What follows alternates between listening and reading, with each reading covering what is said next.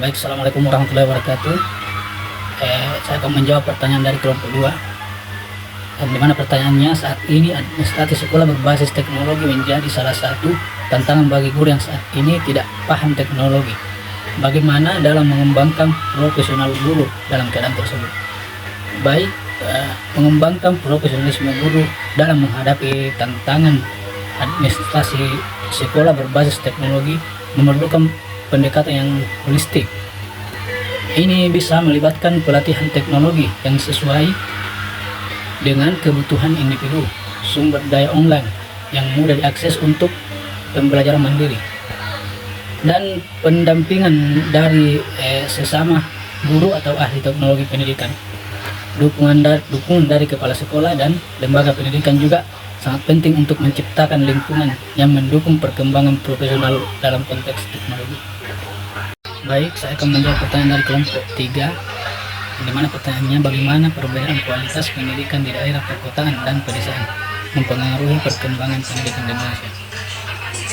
Jadi secara keseluruhan, perbedaan ini memperkuat kesenjangan pendidikan antara perkotaan dan pedesaan, yang pada gilirannya mempengaruhi perkembangan pendidikan di Indonesia secara keseluruhan. Jadi untuk mengatasi hal ini, diperlukan kebijakan yang lebih inklusif dan distribusi sumber daya yang lebih adil agar semua anak di Indonesia, baik di perkotaan maupun pedesaan, dapat memperoleh pendidikan yang berkualitas.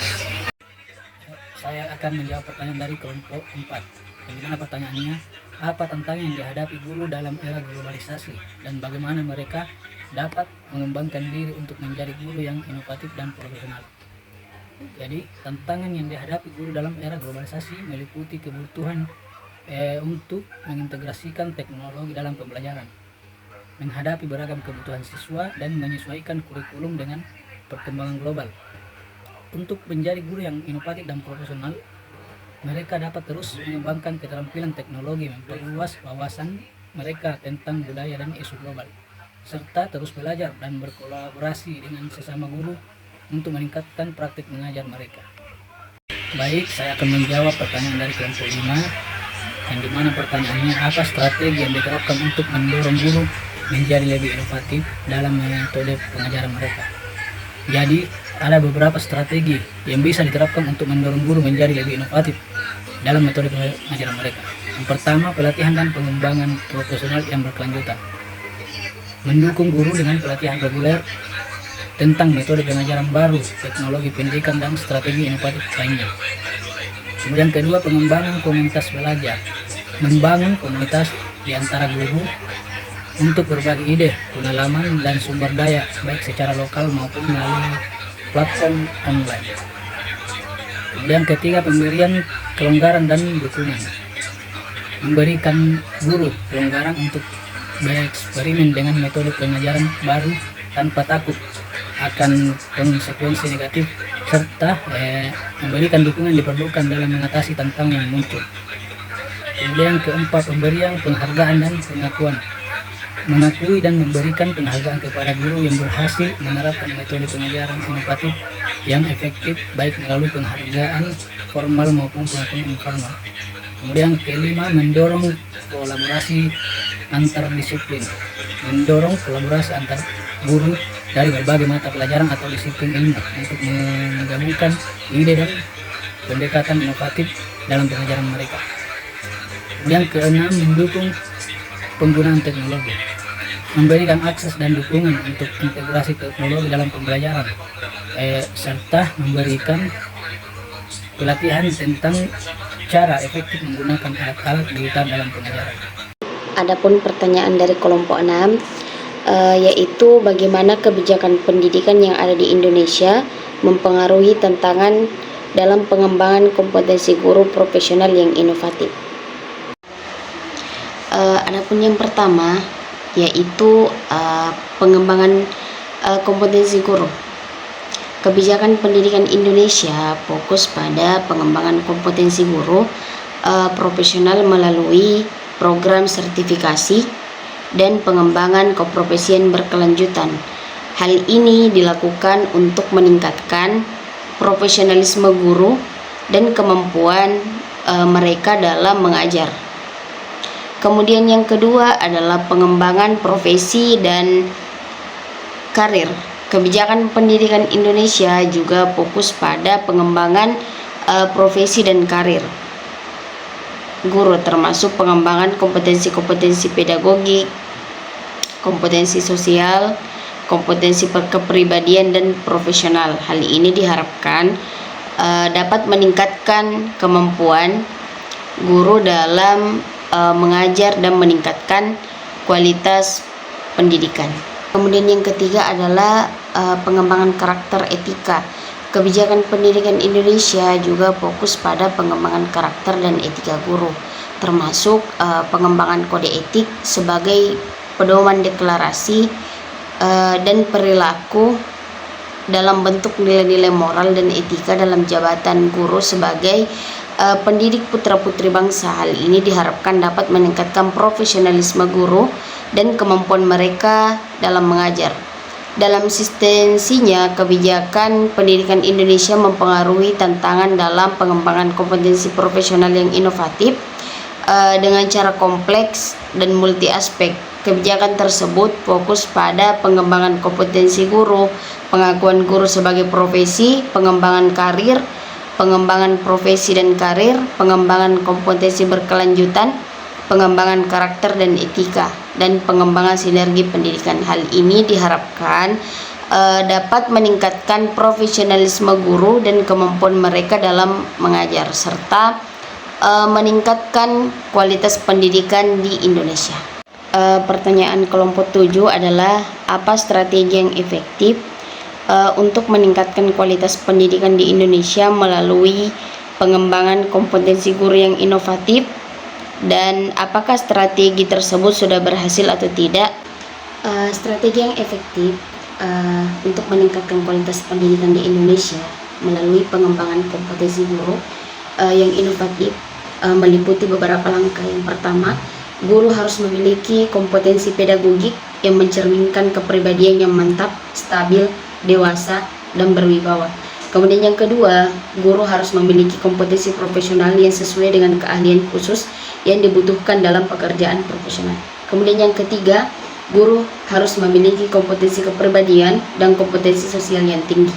Kemudian yang keempat, guru harus memiliki kemampuan pemahaman terhadap kurikulum yang berbasis kompetensi dan kemampuan dalam mengembangkan materi pembelajaran yang sesuai dengan kebutuhan siswa. Kemudian yang kelima, guru harus memiliki kemampuan dalam menggunakan teknologi dalam implementasi dan evaluasi pembelajaran. Kemudian, strategi dapat dikatakan berhasil atau belum ketika seorang guru telah melalui beberapa strategi yang saya paparkan tadi, maka guru telah dikatakan berhasil. Kemudian yang kedelapan, apa saja tantangan paling signifikan yang dihadapi seorang guru dalam sistem pendidikan di Indonesia dan bagaimana cara mengatasinya? Tantangan paling signifikan yang dihadapi oleh sistem pendidikan di Indonesia meliputi yang pertama, aksesibilitas dan kesetaraan Indonesia. Indonesia memiliki kondisi geografis yang kompleks dengan beberapa daerah yang sulit dijangkau oleh program pendidikan yang disediakan pemerintah. Hal ini menyebabkan ketidakmerataan kualitas pendidikan dan kemampuan anak untuk bersaing di tingkat nasional. Kemudian yang kedua adalah budaya feodalisme. Sistem pendidikan Indonesia masih mempengaruhi budaya feodalisme yang belum hilang dari jiwa dan sikap bangsa. Hal ini menyebabkan pendidikan tidak mampu mengaktifkan daya nalar siswa dalam mencari dan juga tidak memikirkan kekurangan kebutuhan hidup mereka. Kemudian yang ketiga, lemahnya pengenalan terhadap tokoh panutan. Indonesia memiliki tokoh pendidikan yang kaya, tetapi negara ini sepertinya masih miskin dengan penghargaan akan ilmu pengetahuan yang diperoleh. Hal ini mempengaruhi kemampuan siswa dalam mengembangkan diri sendiri dan menghadapi tantangan pendidikan. Keempat, tidak semua guru melek akan teknologi. Pendidikan di Indonesia masih kesulitan untuk menghadapi era digital. Tidak semua guru memiliki kemampuan menggunakan teknologi untuk mendukung proses belajar. Untuk mengatasinya, beberapa langkah yang dapat dilakukan adalah peningkatan kualitas pendidikan. Pemerintah perlu meningkatkan kualitas pendidikan dengan kurikulum yang fleksibel dan sesuai dengan kebutuhan zaman, serta peningkatan kualitas tenaga pengajar. Yang pertama, pemanfaatan teknologi dalam proses pembelajaran. Kemudian yang kedua, penyediaan dana yang cukup. Ketiga, kerjasama antara pemerintah, lembaga pendidikan, dan pengusaha. Kemudian yang ketiga, pelatihan peningkatan kualitas tenaga pengajar. Pertanyaan kelompok 9, apa langkah-langkah konkret yang dapat diambil untuk meningkatkan kompetensi guru di Indonesia agar lebih profesional dan inovatif? Jadi untuk meningkatkan kompetensi guru di Indonesia agar lebih profesional dan inovatif, ada beberapa langkah yang konkret yang dapat dilakukan adalah yang pertama, pelatihan dan pendidikan berkelanjutan. Pemerintah dan sekolah perlu menyediakan program pelatihan dan pendidikan yang berkelanjutan bagi guru. Program ini dapat berupa pelatihan pedagogik, metodologi pembelajaran, teknologi pendidikan, dan pengembangan karakter. Kemudian yang kedua, pembinaan dan pendampingan guru. Guru perlu dibina dan didampingi oleh para ahli pendidikan dan guru senior. Pendampingan ini dapat membantu guru dalam meningkatkan kemampuan mengajar dan menyelesaikan masalah yang dihadapi. Kemudian yang ketiga, pengembangan kompetensi guru. Guru harus memiliki kompetensi yang terdiri dari kompetensi pedagogik, kompetensi kepribadian, kompetensi sosial, dan kompetensi profesional. Kompetensi pedagogik meliputi kemampuan menguasai karakteristik peserta didik. Kompetensi kepribadian meliputi kemampuan memiliki sikap inklusif dan tidak melakukan diskriminasi. Kompetensi sosial yang meliputi kemampuan berkomunikasi secara santun dan efektif. Dan kompetensi profesional meliputi penguasaan materi pembelajaran dan lebih luas dan mendalam. Kemudian yang keempat, penggunaan teknologi pendidikan. Penggunaan teknologi pendidikan dapat membantu meningkatkan kualitas pembelajaran dan meningkatkan kemampuan guru dalam mengajar. Guru harus memiliki kemampuan menggunakan teknologi pendidikan untuk meningkatkan kualitas pembelajaran. Kemudian yang kelima, pengembangan karakter. Guru harus memiliki karakter yang positif dan dapat dijadikan contoh bagi siswa. Kemudian dengan mengambil langkah-langkah ini, guru di Indonesia dapat meningkatkan kompetensi mereka dan menjadi lebih profesional dan inovatif dalam mengajar, sehingga dapat meningkatkan kualitas pendidikan dan masa depan bangsa.